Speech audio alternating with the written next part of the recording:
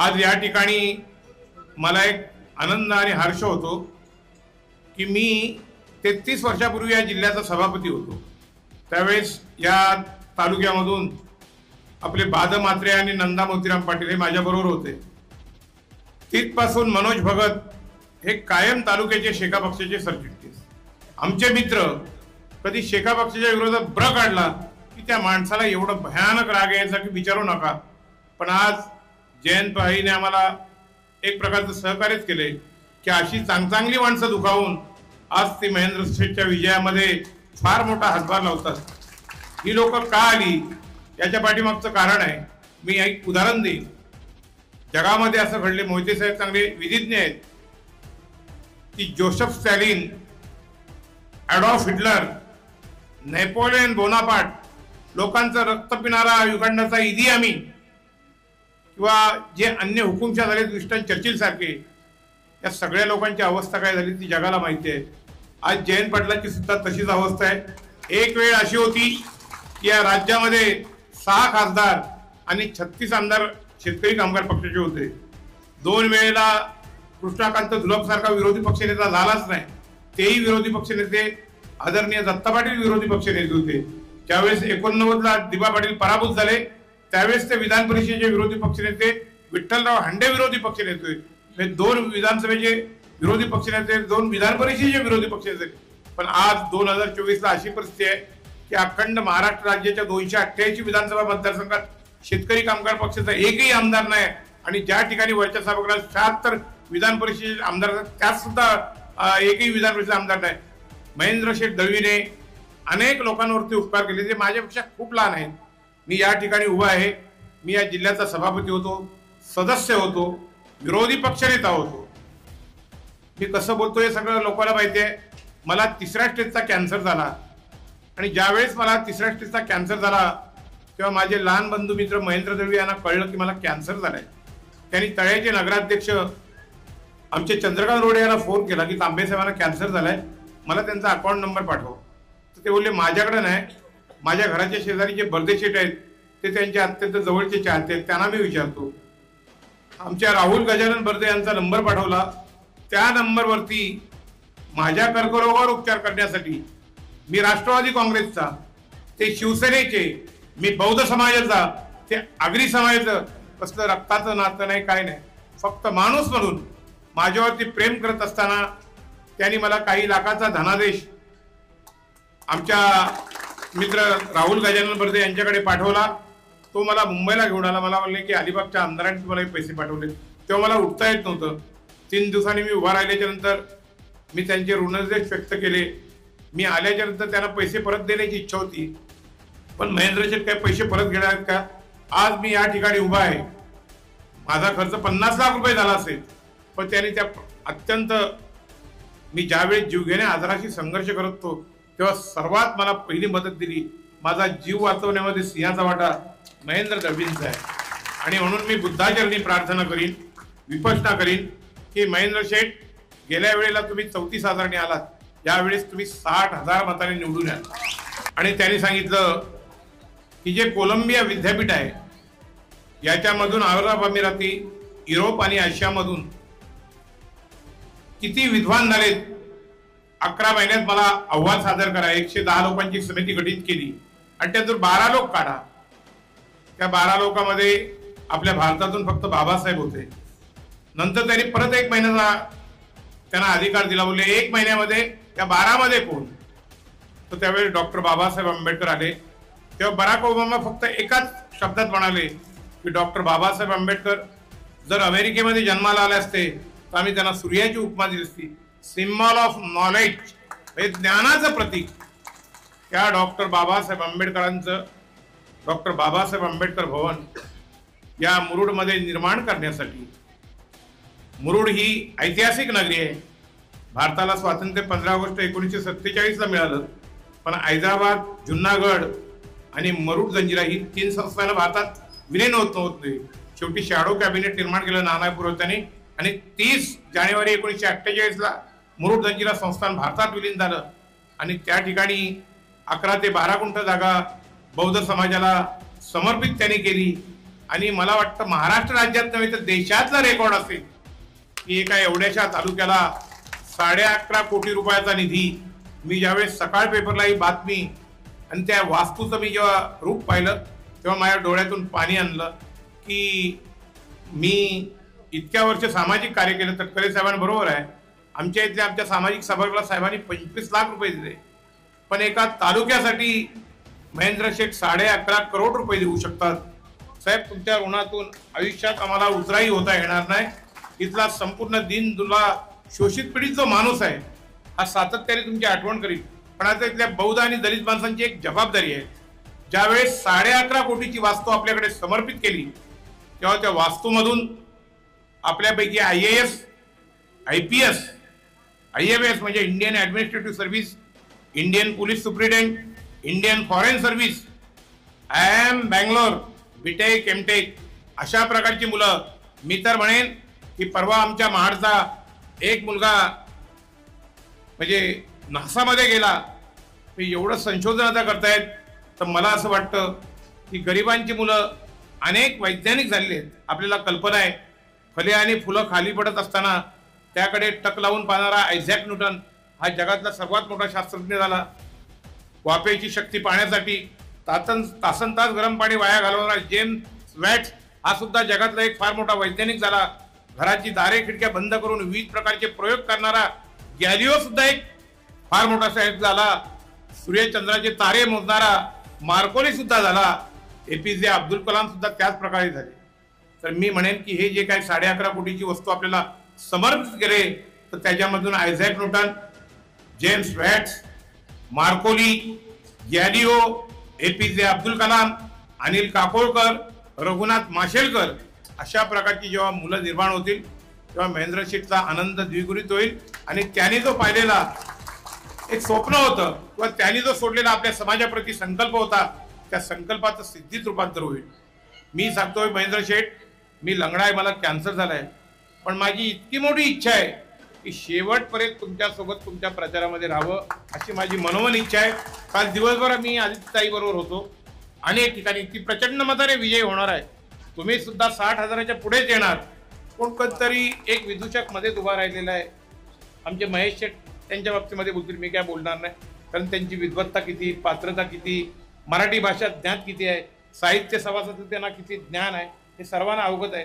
कारण खेडेकर मॅडम ह्या आमच्या माध्यमिक शाळेमध्ये अध्यापिका म्हणून त्यांनी उच्च अध्ययन केले, त्यामुळे त्यांना या सर्व गोष्टीची माहिती आहे. तर त्यामुळे विधानसभा नक्की कुणी लढवावी. आता एकदा त्यांनी काहीतरी चित्राताई पाटील आणि त्यांचे सहकारी म्हणाले की त्यांचं शिक्षण कमी आहे, ते विधिमंडळामध्ये बोलत नाही. जर विधिमंडळामध्ये बोलले नसते तर 400-450 कोटी रुपये आपल्या अलिबागच्या सिव्हिल रुग्णालयाला आले असते का? आमच्या जिल्हा परिषद ज्या वास्तूमध्ये मी 30 वर्ष काम करतोय, एक पदाधिकारी म्हणून, अधिकारी असेल, सदस्य असेल, काही असेल, विरोधी पक्ष नेता, त्या वास्तूला 100 कोटीच्या पेक्षा जास्त निधी आला असता का? वैद्यकीय महाविद्यालयाची आपण चातक पक्षाप्रमाणे गेली अनेक वर्ष वाट पाहत होतो. तटकरे साहेब, महेंद्र शेठ दळवी आणि आदित्यताई यांनी अलिबागमध्ये वैद्यकीय महाविद्यालय आणले. ज्यावेळेस बॅरिस्टर AR अंतुले साहेब 72 ते 75 सार्वजनिक बांधकाम मंत्री होते तेव्हा त्यांनी आज साळावर रेवदंडा पूल केला. आज तो अत्यंत नादुरुस्त आहे. त्या पुलाला शेकडोने कोटीचा निधी महेंद्र शेठने आणला. अरे ही जेटी असेल अशा अनेक जेट्या, अनेक पूल, अनेक वाड्या वस्त्यावरती हे ज्यांना काही माहिती नव्हतं तिथे विकास पोहोचवण्याचं काम महेंद्र शेठने केलं. म्हणून या मतदारसंघातील दुंदबली शोषित पीडित जनता ही तुमच्या पाठी आहे. आपल्या वाजेकर शेठचे जावई कमलाकांत ठाकूर हे माझे फार जवळचे मित्र होते. तर ते शेतकरी, तुम्ही जेव्हा शेका पक्षात होते ते शेका पक्षाला म्हणायचे शेतकरी कामगार पक्ष, ते शॉर्टकट म्हणायचे की शेपूट कापलेला पक्ष. आणि आज खरोखर अवस्था अशी झाली आहे की शेपूट कापलेला पक्ष म्हणून त्यांच्याकडे लोक पाहत आहेत. जयंत पाटलांचा या महाराष्ट्र विधानसभेमध्ये एक आमदार नाही, विधान परिषदेत एक आमदार नाही. मला वाटतं एक 4-6 महिन्यामध्ये जिल्हा परिषद पंचायत समितीच्या निवडणूक होतील त्यावेळेस सुद्धा त्यांचा आलेख 0 असेल. कारण 15च्या 15 तालुक्यामध्ये त्यांना कोण उभंही करणार नाही. ही त्यांची आता शेवटची निवडणूक असेल. मला वाटतं ते कसं आहे, त्यांनी 2004ला शेवटला लोकसभेसाठी विवेक पाटील उभा केला आणि त्यांनी 20 वर्षामध्ये लोकसभा बंद केली. आता एकदा दळवी साहेबांकडनं चिचरलेखा पाटील 60,000पेक्षा जास्त मतांनी पराभूत झाली की ते विधानसभाही बंद करतील. मला वाटतं ते जिल्हा परिषद पंचायत समिती आणि मला वाटतं जयंतभाई बहुतेक शेतकरी आपल्या पवार साहेब किंवा अन्य पक्षामध्ये कुठेतरी स्वतःच विलीन होतील, कारण त्यांना कल्पना आहे आपल्याला काय आता आधारच नाही. कारण या शेतकरी कामगार पक्षाला एक वेगळी पार्श्वभूमी, एक वेगळ्या प्रकारचा इतिहासाच्या कुशीत भूगोल दडलेला आहे.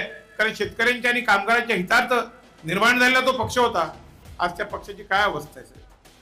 ज्या पक्षाने 2 विरोधी पक्षनेते दिले विधानसभेमध्ये, 2 विधान परिषदेमध्ये दिले, आणि तो पक्ष जेव्हा झिरो होतो तेव्हा खरोखर साहेब वाईट वाटतं. आणि ही अशा प्रकारची वाईट दारुण अवस्था ही जयंत पाटलाच्या कृतीमुळे आली. त्यांनी अत्यंत स्वतःच्या मध्ये हिटलर तयार केला, इदी आमीन तयार केला, नेपोलियन बोनापार्ट तयार केला, स्वतः इदी आमीन झाला. आणि त्यामुळे लोक कंटाळले. तुमच्या छळाला कंटाळून मनोज भगत सारखा माणूस, म्हणजे आम्ही एक शब्द जरी बोललो तरी त्यांना लगेच राग यायचा.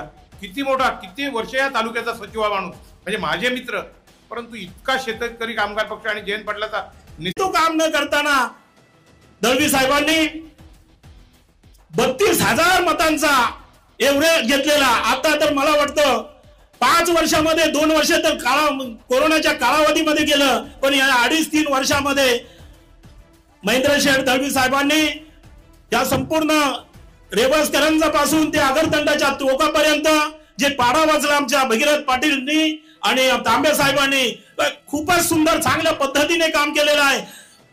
डॉक्टर बाबासाहेब आंबेडकर सामाजिक विकास योजना असो, दलित वस्ती सुधारणा योजना असो, आणि 25-15 सर्व नियोजनच्या माध्यमातून, डीपीसीच्या माध्यमातून सर्व योजना गरिबांपर्यंत पोहोचवण्याचं काम प्रत्यक्षात मी पाहिलेलं आहे.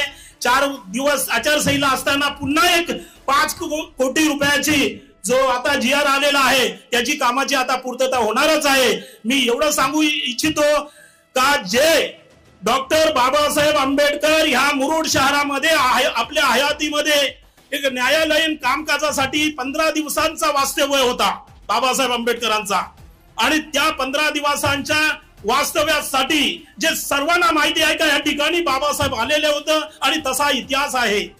आणि त्याच्यामुळे गेल्या 45 वर्ष आम्ही डॉक्टर बाबासाहेब आंबेडकरांचा स्मारक, एक भव्य दिव्य इमारत, बहुउद्देशीय इमारत बांधण्याचा संकल्प केला होता. परंतु खूप त्यासाठी लढाई झाले, संघर्ष झाला. जे त्या वेळापासून मात्र अंतुळे साहेबांनी आम्हाला त्या ठिकाणी एक आरक्षित फक्त जागा नगरपालिकेच्या माध्यमातून करून दिली होती. परंतु गेल्या इलेक्शनला महेंद्र शेट्टी आमच्या समाजाला, फक्त बौद्ध समाजाला शब्द दिलेला, मला तुम्ही एकजुटीने मतदान करा, मी आमदार झाल्यानंतर पुन्हा पहिल्यांदा तुमचा हा स्मारक बाबासाहेबांचा बांधून देईल. आणि तो स्मारक आज भव्य दिव्य स्मारक तिथं उभारला गेला आहे.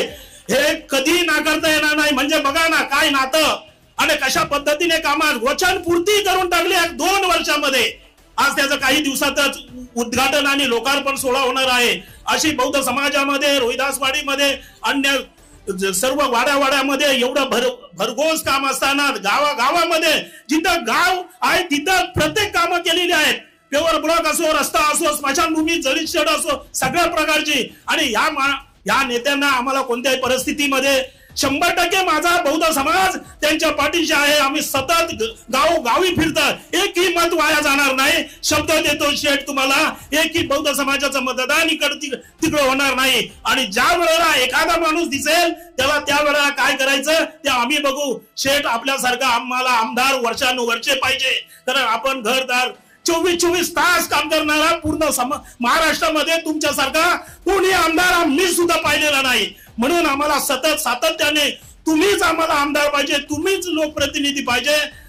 त्याच्यामुळे होऊ घातलेल्या 20 तारखेच्या निवडणुकीमध्ये आपली निशाणी धनुष्यबाण आहे. धनुष्यबाण चिन्ह 2 नंबरला आहे. त्या 2 नंबरच्या धनुष्यबाणा समोरील बटन दाबून शेठ यांना प्रचंड 60,000 मतांनी विजयी करा. आपले मत वाया घालू नका अशी सर्वांना मी नम्र विनंती करतो. जय हिंद, जय भीम, जय महाराष्ट्र.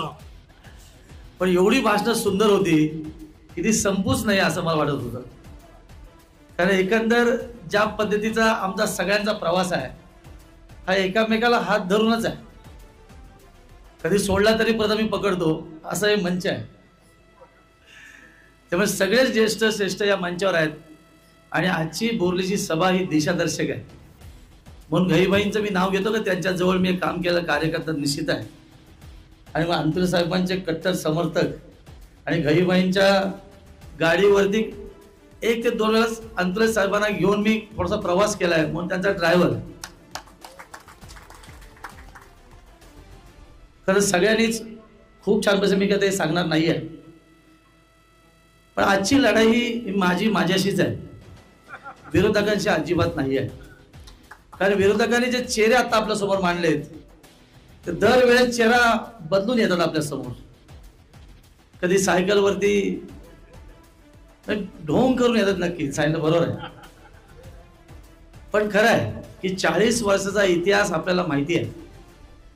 खरं तर मुरुड किंवा रोहा तालुका अलिबागपेक्षा दुर्लक्षित तालुका, कामा स्वरूपात थोडंसं कमी, पण तो विश्वास 2019ला तुम्ही माझ्यावर ठेवला आणि मला तुम्ही सगळ्यांच्या योगदानातनं मतदान आमदार केला. आणि मोहिते साहेबांनी सांगितलं महायुतीचा आमदार, महाआघाडी झाली, पुन्हा महायुती कशी झाली, मग कोणावर आरोप झाले, काय झाले, पण मी त्याग केला जनतेसाठी. त्याला अनेक आरोप झाले की गद्दार आहेत, यांनी खोके घेतले, सगळं झालं, पण निव्वळ जनतेच्या प्रेमासाठी, जनतेच्या विकासासाठी आम्ही 40 आमदारांनी घेतला निर्णय आज खऱ्या अर्थाने लाडकी बहीणच्या रूपाने आज समोर आले. पण अनेक योजना आहेत, त्या योजनांवर बोलणार नाही मी, सगळ्यांना माहिती आहे.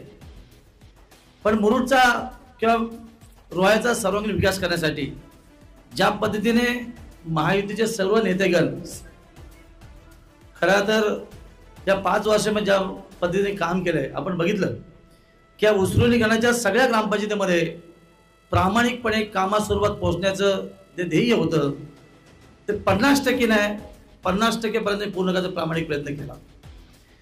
तर मगाशी येताना काँग्रेस रस्ता नाही, परवा पण मी आलो, पण बघितला आनंद वाटला. कित्येक खड्डे असायचे की पिढ्या दर पिढ्या, बोरली ते बोरली गाव रस्ता हा अतिशय दयनीय, म्हणजे पाणलोट रस्ता असं आपण म्हणता येईल.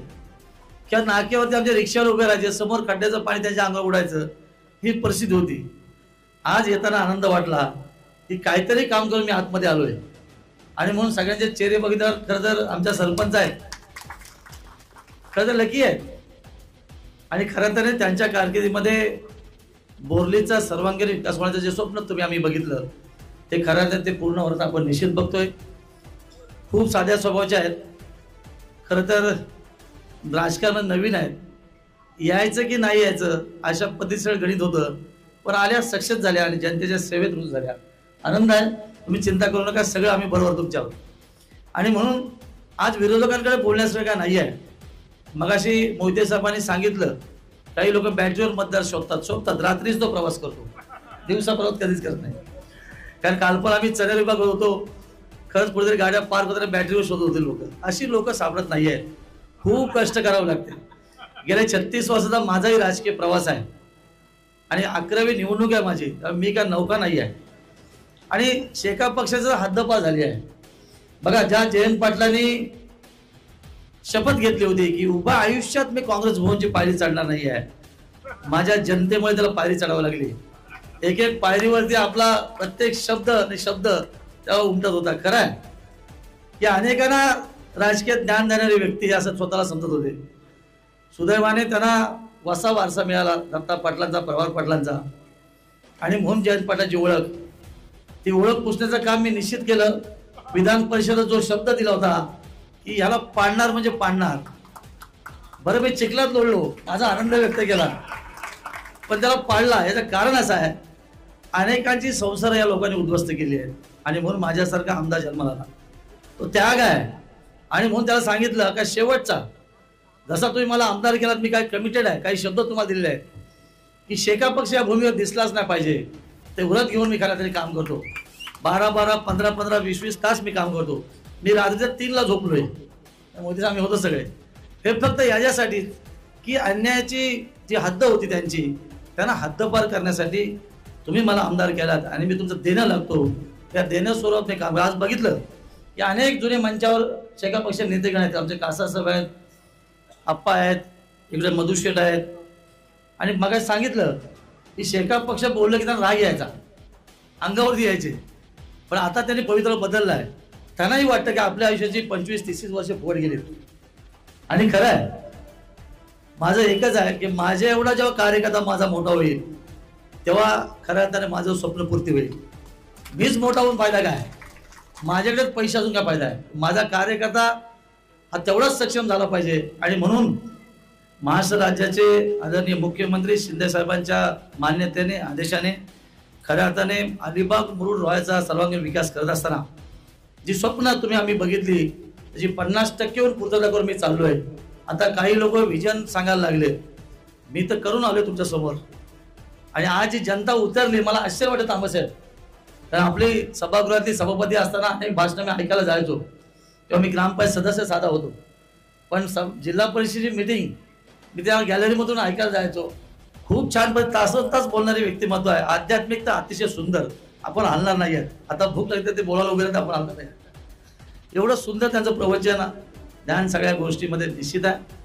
आणि म्हणून येणाऱ्या काळामध्ये जी काय कामं राहिली असतील ती निश्चित मी पूर्ण करा हे वचन देण्याचे या ठिकाणी आलो. पण मी बघितलं की मोहिते साहेबांनी सांगितलं अलिबागच्या 7 मतदारसंघाच्या सभा ह्या इतिहासामध्ये नोंद करण्याच्या आहेत. मलाही कळत नाही लोक कुठून येतात, कशासाठी, म्हणजे किती प्रेम आहे माझ्यावरती, हे सगळ्या सभेमध्ये मी बघितलं. म्हणजे सभा ओसंडून वाहत्या अशा पद्धतीची संपूर्ण यंत्रणा त्या ठिकाणी बघायला मिळाली.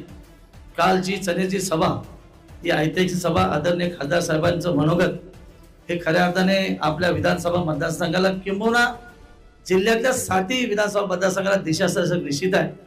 आणि त्यांनी सांगितलं की माझ्या मतदारसंघाच्या सगळ्या सीट, सगळे उमेदवार हे जास्तीत जास्त मताधिक्याने, म्हणजे प्रत्येकाची फाईट आहे, कोण किती मताधिक्याने जास्त निवडतो. एवढ्या सुंदर वातावरण आज या जिल्ह्यामध्ये. साहेबांचं देखील अतिशय सुंदर काम आहे, कारण त्यांचा कार्यकर्ता म्हणून काम करत असताना, त्यांच्या पक्षात काही काळ काम करत असताना, किंबहुना त्यांच्या पक्षात असताना नुपाल पाटीलला पाडले, त्याचीच पत्नी आज उभी आहे, जयंत पाटील सून, तिलाही मीच पाडणार आहे. माझ्या पत्नीने विनाशला पाडलेली आहे, मी पंडितला पाडलेला आहे. पाडण्याचंच काम मी करतो, तुम्ही चिंता करू नका. कारण जो अनुभव माझ्या पाठीशी आहे तो खऱ्या अर्थाने जनतेला पुढे घेऊन जाण्यासाठी निश्चित मी उपयोग करणार आहे. आणि मग सरकारच्या माध्यमातून अनेक अजून कामं, विकास काम आपल्याला करायचे आहेत. खरं तर जो शब्द तुम्हाला मी दिला होता की साळाव रस्ता, ज्या रस्त्यामुळे मला मागच्या वेळेला सर्वाधिक मतं मिळाली, खऱ्या अर्थाने आज जो रस्ता केला तुम्ही बघू शकता. खरंच मलाही आनंद वाटतो. जो शब्द मी दिला त्याची पूर्ती मी या ठिकाणी करून आपल्या समोर आलेले आहे. अशा अनेक विकास कामं माझ्या कोळी बांधवांसाठी तर मला सांगितलं की खऱ्या अर्थाने महाराष्ट्र सरकारच्या माध्यमातून, आदरणीय शिंदे साहेबांच्या माध्यमातून महामंडळाची घोषणा केली. ज्यांना 50-60 वर्ष वाट बघावी लागली, आज स्वतःसाठी स्वतंत्र त्यांनी आज महामंडळ तयार केले. तुमचेच प्रश्न तुम्हाला सोडवायचे आहेत. आणि खरं तर महामंडळ होण्यासाठी माझ्यासारख्याचा सिंहाचा वाटा आहे. मी निश्चित सांगेन, कारण मला माहिती आहे माझ्या कोळी किंवा माझ्या आगरी बांधवांची जी कथा आहे, तर माझा जन्मच कोळीवाड्यात आहे, कारण मी मच्छीचा व्यवसाय केलेला आहे. मग आत्ता कोणते सांगतात आम्ही कोळी बांधव, आम्हाला मतं द्या, मी व्यवसाय करून आलेला आहे. मी चांगले मांडले घेतलेले आहेत, मी सगळ्या शिवडीचा वापर केलेला आहे. मला कोणी काय असं वेगळं काही सांगायची गरज नाही. आणि मग कोणीतरी सांगितलं जातं की तो आमच्या समाजावर बोलतो. अरे मी समाजातच आहे, आगरी कोळी काय वेगळं काय नातं नाही आहे, एकच समाज आहे. एक समुद्राची शेती करतो, एक भात शेती करतो, एवढंच फरक आहे, बाकी काय फरक नाही. आणि चुकीचं लोकांसमोर मांडणं, काहीतरी सिंपती मिळवणं, हे आता उरलं नाही. लोक कामास्वरूप मदत देतात. आणि म्हणून 2019ला खऱ्या अर्थाने जो विश्वास माझ्यावर ठेवला आणि त्या विश्वासाला पात्र होत असताना सरकारचा आमदार म्हणून अशाही कटू प्रसंगामध्ये पहिल्या 2 वर्षाच्या येत्या मागच्या 2-2.25 वर्षामध्ये जेवढं शक्य आहे तेवढं प्रामाणिकपणे काम करायचा मी प्रयत्न केला. आणि म्हणूनच आज खऱ्या अर्थाने जनता सर्वपक्षीय रस्त्यावर उतरली, याचा सगळ्यात जास्त मला अनुभव आहे. मला अनेक जण सांगतात, माझ्या भगिनीला खूप सांगतात, शेत कशाला फिरता तुम्ही, आम्ही आहोत तुमच्यासाठी. आणि खरं आहे, मला आनंद वाटतो की ज्याच्यासाठी केलं त्याच्या तोडून असं वाक्य आलं की हायसं वाटतं, बरं वाटतं. आणि म्हणून मी 36 वर्षात जे पेरलं ते आता उगवलंय, 19ला उगवलं, आताही उगवणार आणि चांगल्या मताने उगवणार निश्चित. मी आशावादी आहे, कारण तुम्हाला मला भूक पण लागलेली आहे ना, अधिक काय बोलणार नाही आहे. पण 20 तारखेचा दिवस हे आपल्यासाठी एक ऐतिहासिक दिवस आहे. शेका पक्षा व्यतिरिक्त दुसऱ्यांदा कुठल्याही पक्षाचा कधी आमदार झाला नाही आहे. तो बहुमान मला मिळणार आहे आणि त्याच्यासाठी तुम्हाला प्रयत्न करायचा आहे. आणि दुसरं म्हणजे शेका पक्ष जिल्ह्यातनं हद्दवर्गाने हीच ती वेळा 20 तारखेचा दिवस. आणि म्हणून सगळ्यांनी, सगळ्या माझ्या मायमाऊली असतील, माझे बंधू असतील, माझे सगळे सहकारी असतील, माझे मार्गदर्शक नेते असतील, मग सांगितल्याप्रमाणे सकाळपासून संध्याकाळपर्यंत, म्हणजे मतदान सुरू झाल्यापासून मतदान बंद होईपर्यंत एक क्षणी वाया घालू नका. प्रत्येक शेजारी आपले मित्र असतील त्या सगळ्यांना सांगा ही लढाई आपल्याशीच आहे आणि महत्त्वपूर्ण लढाई आहे. याच्यामध्ये अनेक गोष्टी खऱ्या अर्थाने सिद्ध होणार आहेत. कोणतरी संपणार आहे, कोणतरी वाढणार आहे, अशीच प्रक्रिया आहे. त्यामुळे सज्ज व्हा. माझं नाव सगळ्यांना पाठ आहे, माहिती आहे, सगळ्या गोष्टी नावासमोर सांगायची गरज नाही. पण धनुष्यबाण लक्षात ठेवा, जे आपलं बोध चिन्ह आहे धनुष्यबाणासमोरचं बटन दाबा आणि 60 नाही 60पेक्षा जास्त हजारच्या मताधिकारी मला निवडून द्या आणि पुन्हा एकदा आपली सेवा करायची संधी द्या ही आपल्याला विनंती करतो. पुन्हा एकदा मंचावरील सर्व ज्येष्ठ मान्यवर आणि उपस्थित सर्व उसळी गणातले सन्माननीय सगळे मान्यवर बंधू आणि भगिनींना मानाचा मुजरा करतो, नमस्कार करतो.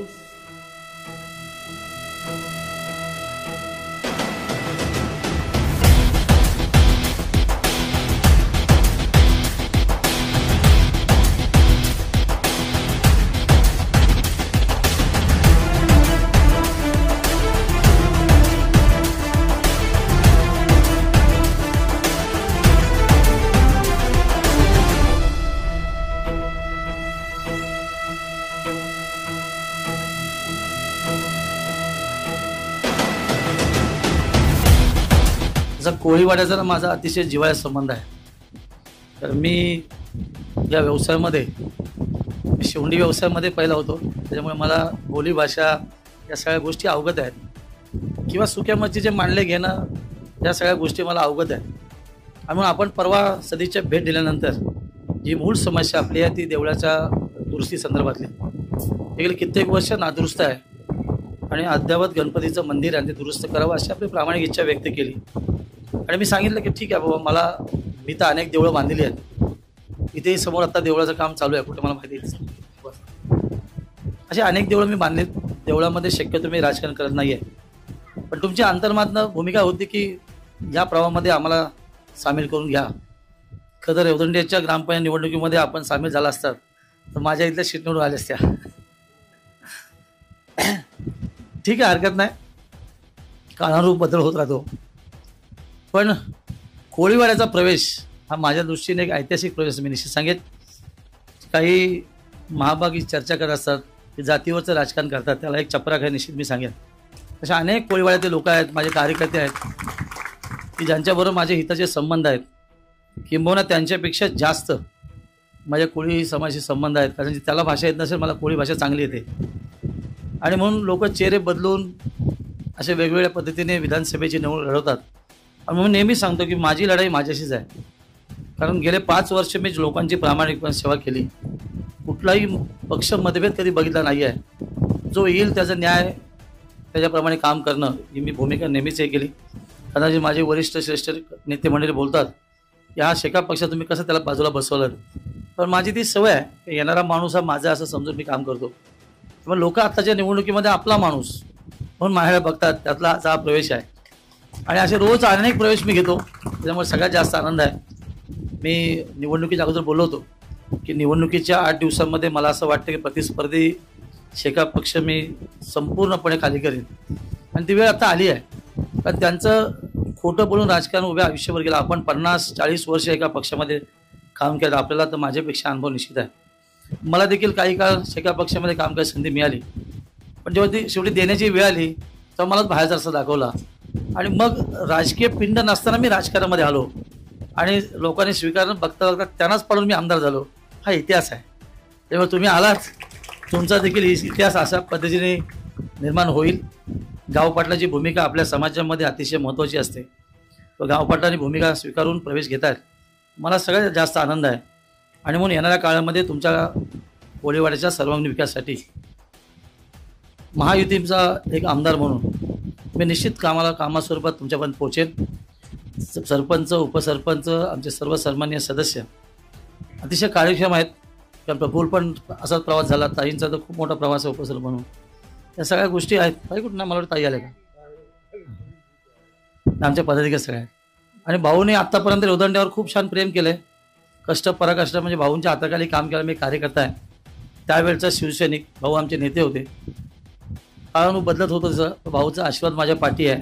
पंचायतीच्या वेळेला पण जी भूमिका भाऊने धरली ती खऱ्या अर्थाने रेवदंड्याच्या जनतेला न्याय देण्याची ठरली. आणि म्हणून प्रफुल्लसारखा सर्वसामान्यातला एक व्यक्ती सरपंच झाला आणि मी आमदार असल्यामुळे त्याला कुठेही कमी पडून देणार नाही, कारण रेवदंड्याचा सर्वांगीण विकास हा माझ्या दृष्टीने अतिशय महत्त्वाचा आहे. आणि म्हणून जे कार्यकर्ते माझे सगळेच आहेत किंवा माहितीचे कार्यकर्ते आहेत, सगळेच नेते मंडळी खूप छान पद्धतीने काम करते, याचा सगळ्यात जास्त आनंद आहे. म्हणून ह्या मतदारसंघाकडून माझी खूप मोठी अपेक्षा आहे.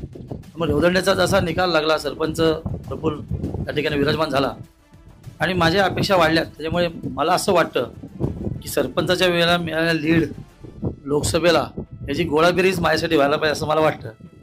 आणि म्हणून चौल असेल, अतिशय सुंदर वातावरण चौल आहे, नागाव आहे, वरंडे आहे, या मतदारसंघातल्या सगळ्या पंचायती आज एखादी माझ्या बरोबरती आहेत. आणि म्हणून माझा विषय निश्चित आहे विजय. आणि मग मी सांगतो नेहमी की माझी लढाई माझ्याशीच आहे. आता प्रतिस्पर्धी ताई बी येतात सगळ्या अगदी त्याच्या पद्धतीने, पण पूर्व इतिहास सांगतात ते माझ्या चुलत सासऱ्याने काय केलं, सासऱ्याने काय केलं, त्यांच्या नवऱ्याला पण मी पाडलाय, त्याच्या सासऱ्याला पण मी पाडलंय आणि त्यालाही पाडण्यात ताकद माझ्यामध्ये निश्चित आहे. कारण माझा स्वभाव लोकांप्रमाणे लोकांसारखा आहे आणि महिलांचा मी आदर करणार, त्याच्यामुळे पुढे चिंता करू नका. पण महिलेवरती असं बोलणं उचित नाही. पण एकच लाडकी बहीण योजना जी आत्ता आपल्या घराघरात आली ती खऱ्या अर्थाने महाराष्ट्रामध्ये फेरबदल करत असताना याही माझ्या मतदारसंघामध्ये किंवा या पंचायतीमध्ये फेरबदल करून 20 तारखेच्या होऊ घातलेल्या मतदानाच्या दिवशी आपल्या सर्वांचं 100% मत हे माझ्या मतपेटीमध्ये धनुष्यावर पडेल अशी मी अपेक्षा व्यक्त करतो. पुन्हा एकदा वचनबद्ध होतो की जो शब्द मी दिला आहे तो ॲज इट इज आत्ता पाळतो आणि आजपासून तुम्ही माझे झालात आणि मी तुमचा झालो. हे नातं आपलं कायमस्वरूपी राहील. येणाऱ्या सगळ्या निवडणुकांमध्ये तुम्ही माझ्या बरोबर राहाल अशी अपेक्षा व्यक्त करतो. आपले अनेक नातेवाईक या परिसरामध्ये असतील, त्यांना देखील सूचित करा की तुमच्यातले जे कार्यकर्ता आमदार म्हणून दुसऱ्यांदा अशी माजमावतो. आणि म्हणून मोहिते साहेबांनी सांगितलं की मी रेकॉर्ड मोडणार आहे की शेका पक्षाव्यतिरिक्त दुसऱ्यांदा कोण आमदार झाला नाही आहे, तो सर्वाधिक मताचा आमदार होण्याचा बहुमान मला निश्चित मिळणार आहे. आणि येणाऱ्या काळामध्ये आपण जसं आता इथून साफ केला शेका पक्ष, तसं मी तालुक्याच्या जिल्ह्यातनं हद्दपार करणार एवढं निश्चित, अशासाठीच की कोणा लोकांच्यावर अन्याय होऊ नये आणि अन्यायाविरुद्ध लढणारा कार्यकर्ता असल्यामुळे त्या भूमिकेतनं समाजकारण राजकारण येत असं लोकांनी मला स्वीकारलंय. आणि 20 तारखेला मला लोक स्वीकारतील आणि 23 तारखेला पुन्हा आपला निबंध देतो की आनंद उत्सव साजरा करण्यासाठी आपण अलिबागला यावं ही विनंती.